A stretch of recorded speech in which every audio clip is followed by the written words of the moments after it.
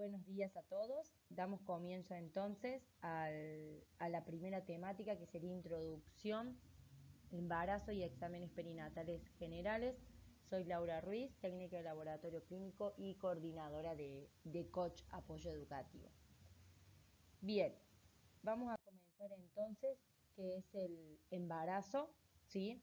El embarazo es el estado fisiológico de una mujer, ¿sí? Que comienza con la concepción del feto y continúa con el desarrollo fetal hasta el momento del parto.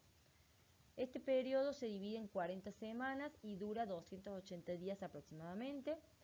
Este tiempo es importante que el médico pueda abordar a la paciente y el bebé clínicamente, apoyándose obviamente en las determinaciones bioquímicas que van a comprobar el estado de la embarazada en detalle, ¿no?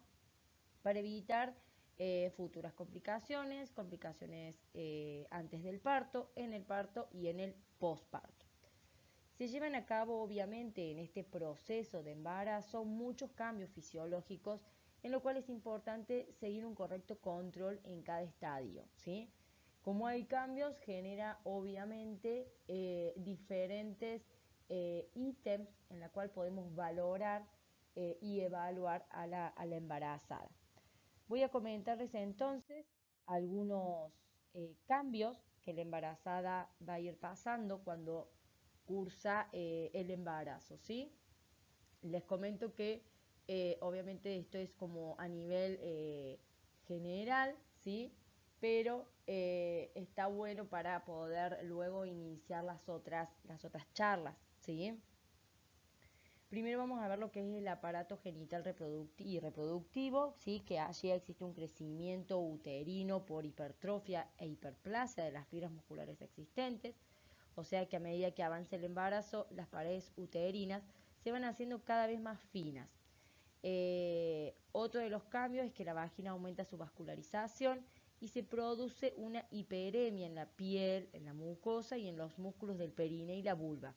O sea que la vagina se pone de un color violeta medio cianótico, ¿sí? Los ovarios durante el embarazo no van a producir ovulación, ¿sí? El cuerpo lúteo es el principal productor de la hormona progesterona, por lo tanto va a ser la encargada de la mantención del embarazo durante las primeras 12 semanas, ¿sí? Hasta que la placenta comience a producir sus propias hormonas, ¿bien? En cuanto a las mamas, desde el comienzo de la gestación, la glándula mamaria se va preparando para la lactancia y se va a observar un aumento en irrigación mamaria y un aumento del volumen mamario, ¿sí? Así también como secreción láctea y pigmentación de la areola y el pezón, ¿sí? Luego vamos a hablar del sistema endocrino, ¿sí? El órgano que va a estar más implicado en cambios va a ser el páncreas. En el primer trimestre se va a producir una hiperplasia de islotes pancreáticos con un aumento de la secreción de insulina y un aumento de la utilización periférica de glucosa, ¿sí? Esto va a ocasionar una reducción de la glicemia en ayuna en los primeros meses de embarazo. Por eso las embarazadas a veces se desmayan en los primeros meses por esta baja de glucosa, ¿sí? En sangre. En el segundo y el tercer trimestre, la respuesta a una hormona que se llama lactógeno placentario, se produce un aumento de la resistencia periférica a la insulina, ¿sí? Las mujeres sanas logran compensar, digamos, esa resistencia a la insulina mediante niveles mayores de esta hormona, ¿sí?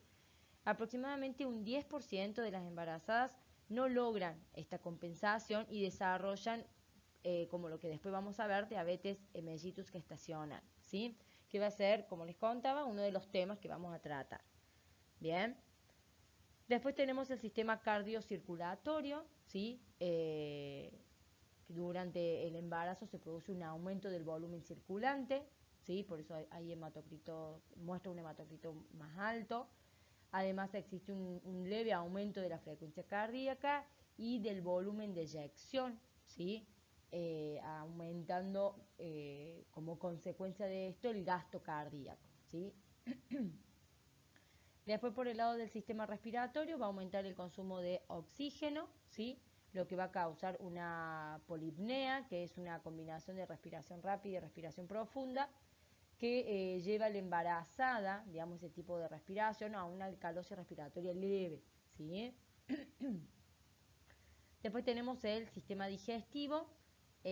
Allí se va a observar una disminución en la motilidad de la musculatura lisa de los intestinos. Van a causar una constipación o distensión abdominal y va a aumentar, digamos, el riesgo a la litiasis sintomática por esta disfunción en la función vesicular, ¿sí?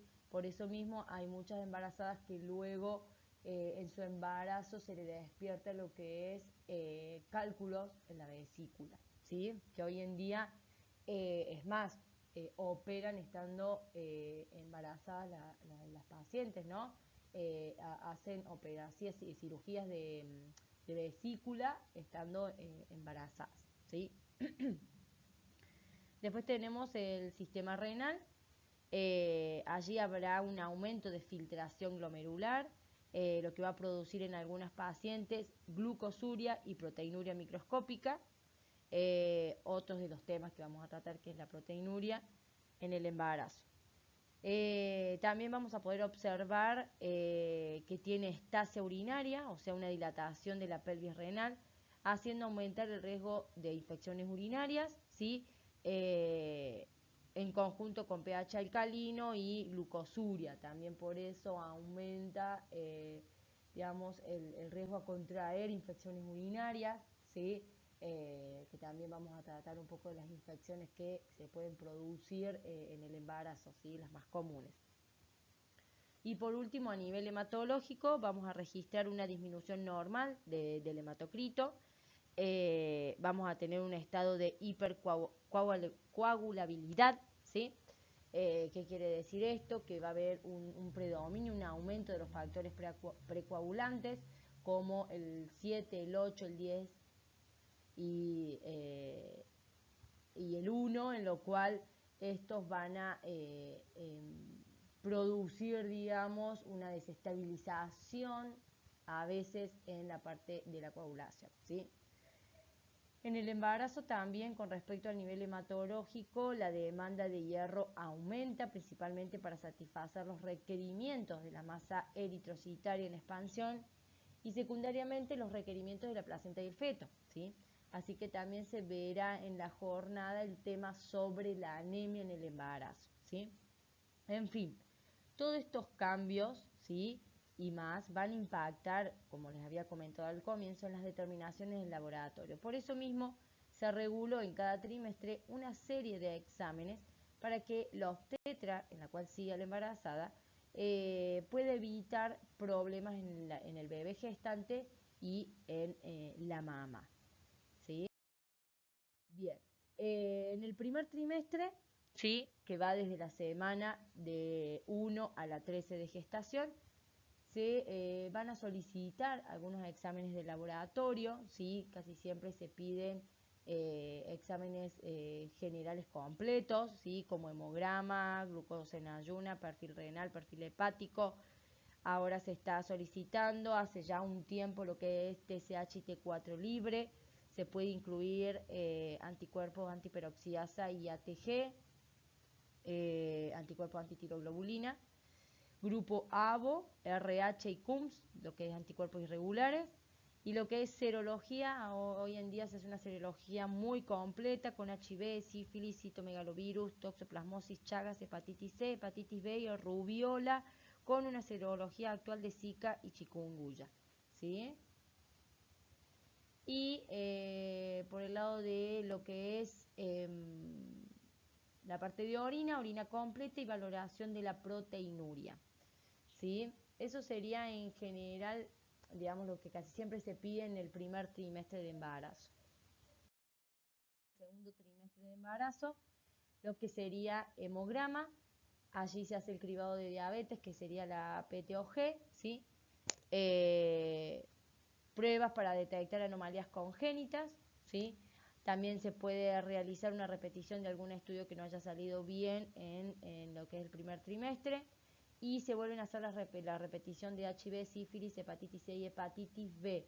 Siempre se repiten las serologías por una cuestión, digamos, de que en cualquier de los trimestres la embarazada puede acceder, digamos, a alguna de las infecciones y por eso mismo se le hace el control para poder abordarla en el momento, ¿sí? Ha pasado casos que en el primer trimestre le había dado todo bien y después en el último se había agarrado sífilis, ¿sí? Por ejemplo, entonces, o hepatitis.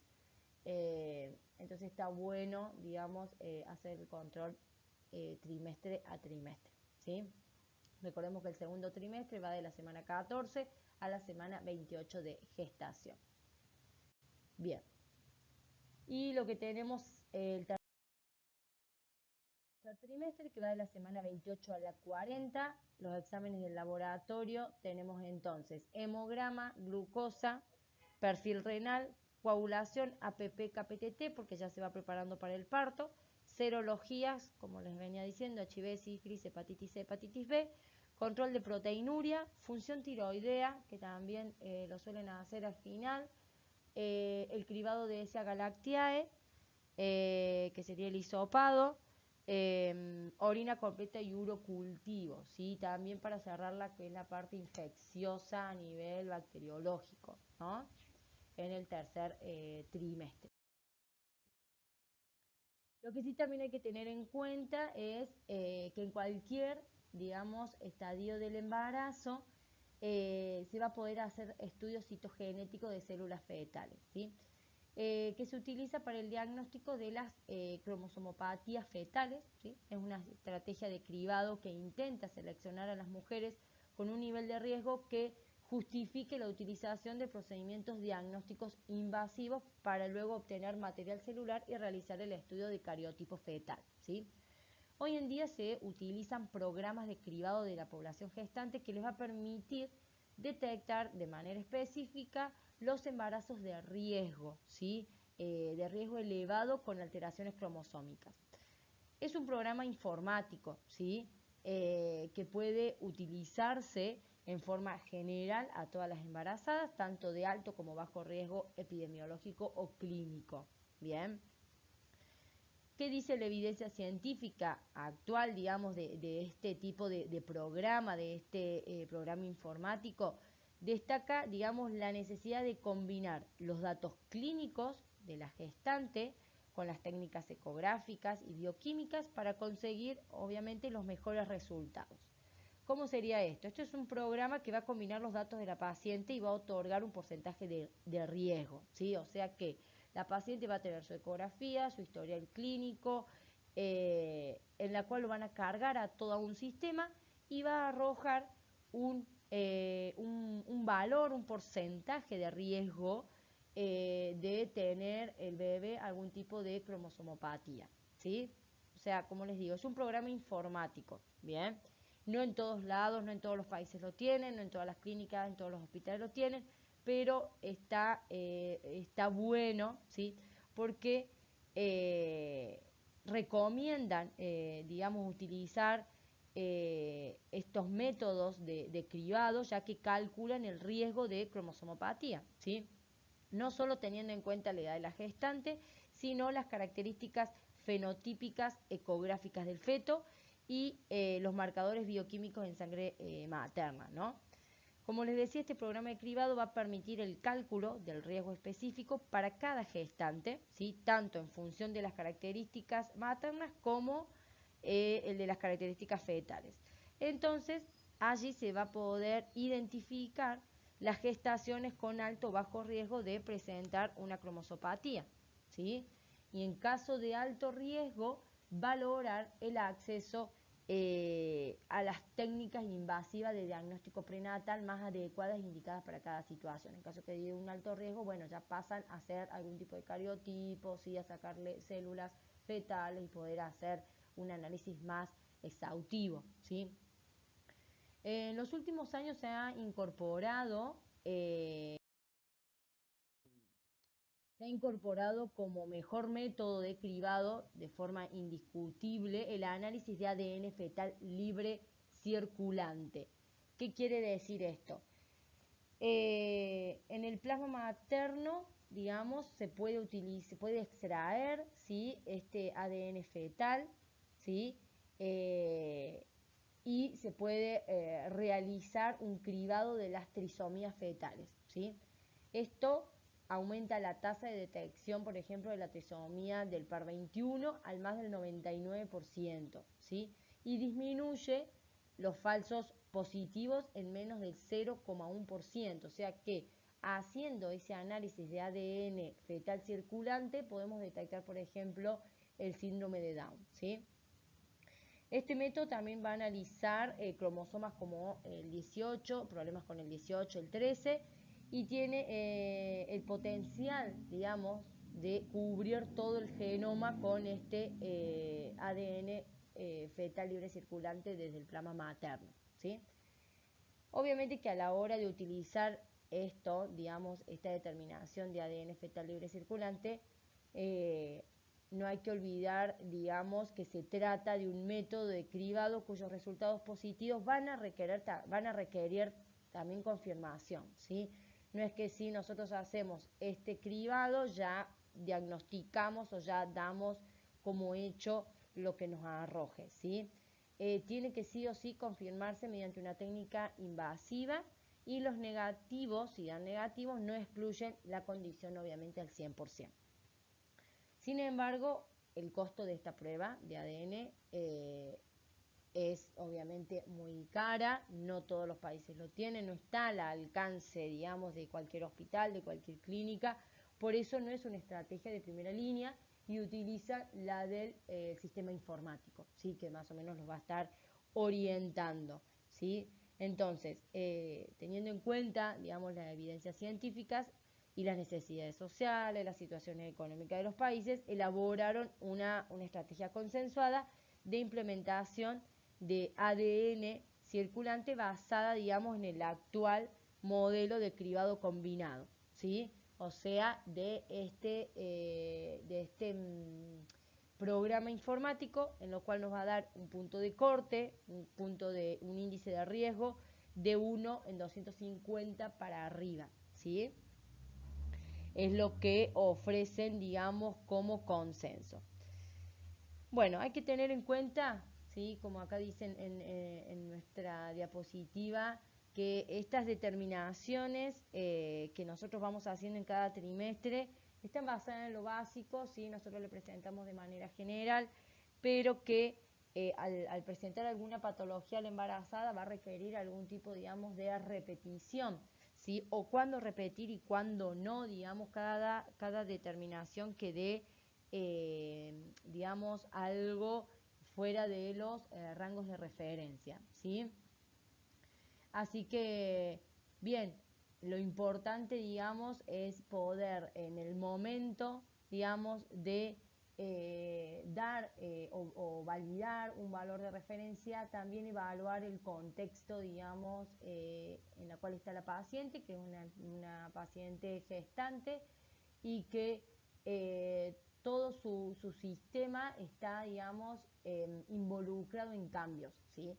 Entonces, lo que quizás es no anormal, sino fuera de los rangos de referencia en personas no embarazadas, en pacientes no embarazadas, en embarazadas estaría dentro del rango, ¿sí? A eso también hacemos hincapié en la valoración, por eso mismo hicimos toda una introducción de los cambios que se producen porque esos valores impactan, digamos, en la determinación de cada analito que nosotros realizamos.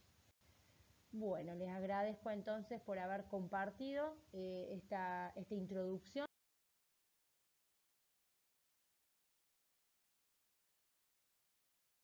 ¿sí? A toda la temática que viene de la jornada. Y bueno, y esperamos que sigan viendo cada uno de nuestros videos.